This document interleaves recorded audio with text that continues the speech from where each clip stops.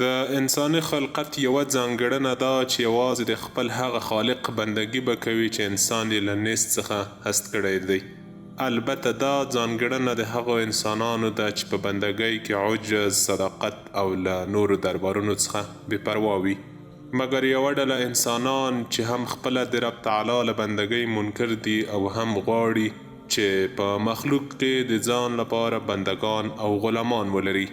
په 21مه پیړۍ کې یو له دغو غربي اشغالګر ول چې له غولونکو اسبابو په استفاده کمزوري ایمانونه د امکاناتو او مادیاتو په بدل کې پیرل.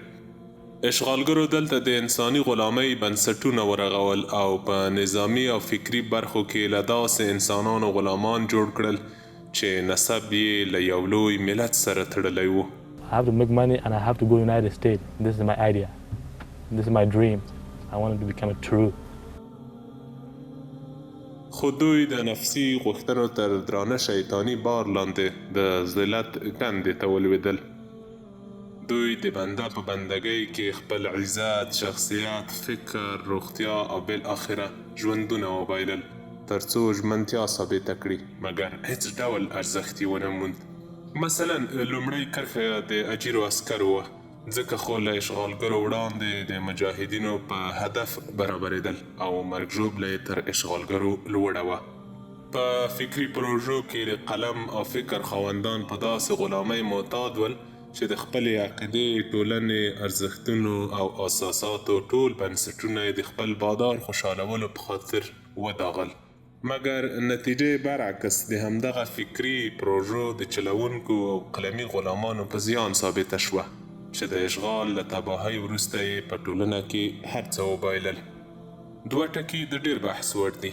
لومړی دا چې اشغالګرو د اشغال پر مهال خپلو غلامانو ته هیڅ ارزښت نه ورکوه او کله چې اشغالګر وړاندې او دوی ورپسې شول هلته یې په کیمپونو کې واچول.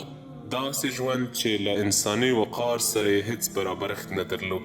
دوی له افغانستانه په فکري او صحي لحاظ ناجوړه تللي وو. هلته یې حالت د اندېښنې وړ دی او دا ډېر وخت په خواله رسنیو کې له خپل حالته وکړېدل. څرنګه چې په خواله رسنیو کې کړېدلو چندان نتیجه ورنه کړه، اوس ورځ تر بلې د ځانوژنې پیښې ډېرېږي. دوی ځانونه وژني او د خپل ژوند او وجدان له عذابه ځان ګوښی کوي. دوی ملامت نه بلکې مجبور دي، ځکه اوس هماغه بادار ورته وایي چې تاسو زموږ لپاره څه کړي؟ هیڅ هم نه. زموږ له کیمپونو ووځئ او دغه خاوره او امکانات ستاسو لپاره نه دي. مګر دوی افغانستان ته د بیرته راتګ تصمیم هم نشي نیولی، ځکه دلته یې داسې کرل کړي او دومره شخصي دښمنۍ یې پارولي دي چې اصلا یې د پاکولو څه چې د پښیمانۍ څرګندولو جرأت هم نه لري.